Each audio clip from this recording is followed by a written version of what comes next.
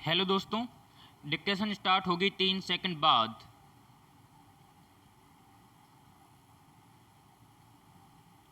Start. अध्यक्ष महोदय, हम एक ऐसे दुराहे पर खड़े हैं जहां हमारा भविष्य हमें आगे की तरफ धकेल रहा है और अतीत पीछे की तरफ घसीट रहा है।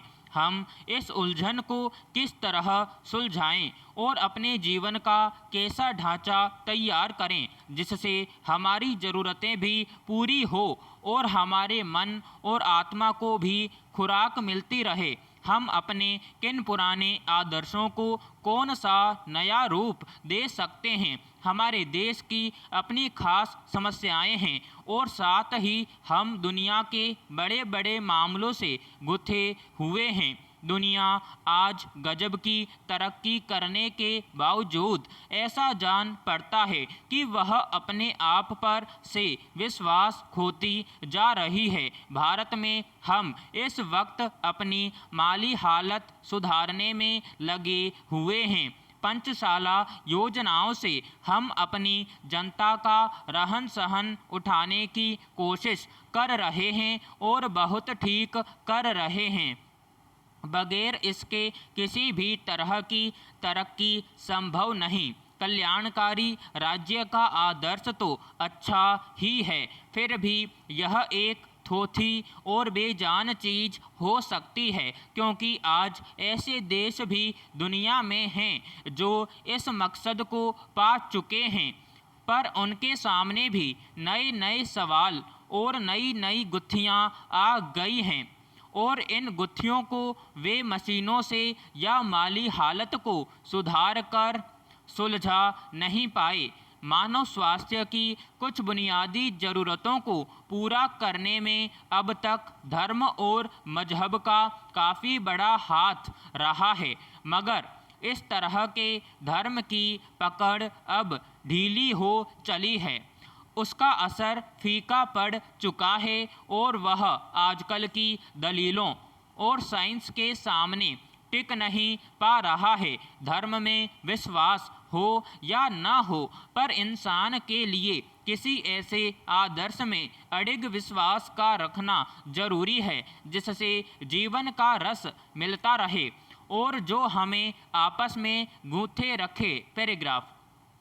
हमें तो आगे की तरफ देखना है और उसके लिए पूरे जोश और विश्वास के साथ काम करना है। हमें साथ ही अपनी पिछली विरासत को भी कायम रखना है और उसी से शक्ति प्राप्त करनी है। परिवर्तन जरूरी है, मगर अपने पुराने इतिहास से मुँह फेरना अपनी ही जड़ों को खोदना है। अतः इस परिवर्तनशील समाज में यह देखना भी आवश्यक है कि इस परिवर्तन से कहीं किसी स्थान पर सामाजिक ढांचों को चोट तो नहीं पहुंचती या किसी रूप में सामाजिक अहित तो नहीं हो रहा। अगर ऐसा होता है तो फिर उस परिवर्तन से कोई लाभ होने वाला नहीं। पैराग्राफ।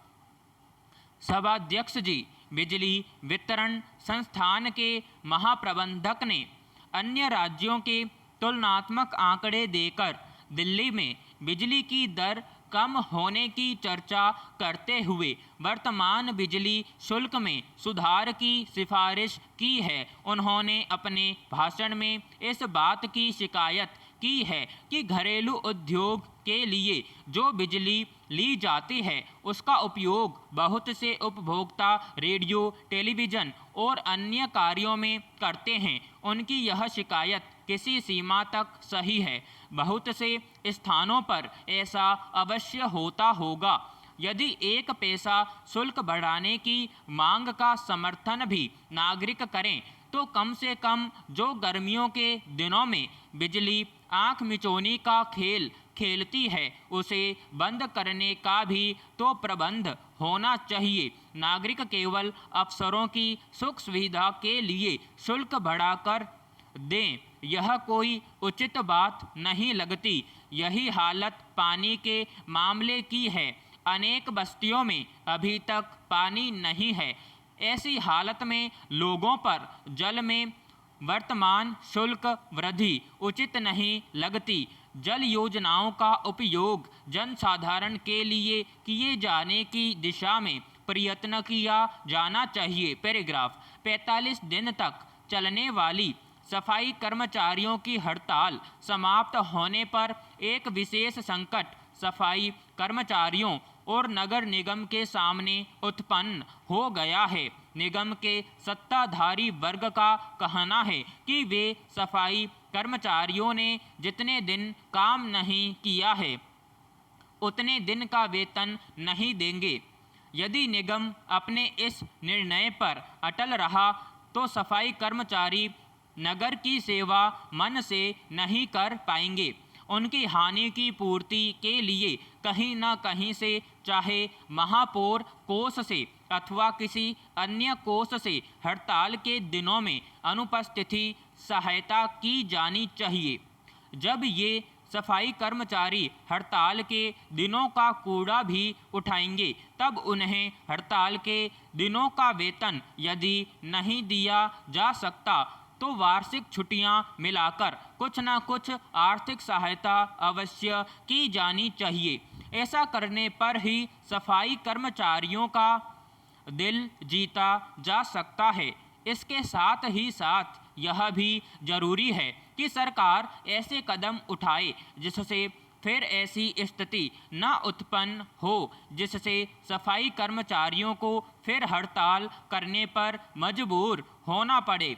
मैं सरकार से अनुरोध करूंगा कि प्रत्येक समस्या को जितना हो सके आपसी बातचीत द्वारा हल करने की कोशिश करें।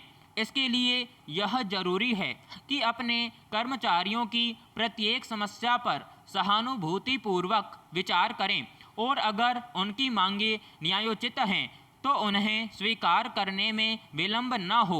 ऐसा करने पर कोई भी हड़ताल का रास्ता नहीं अपनाएगा। विराम समाप्त।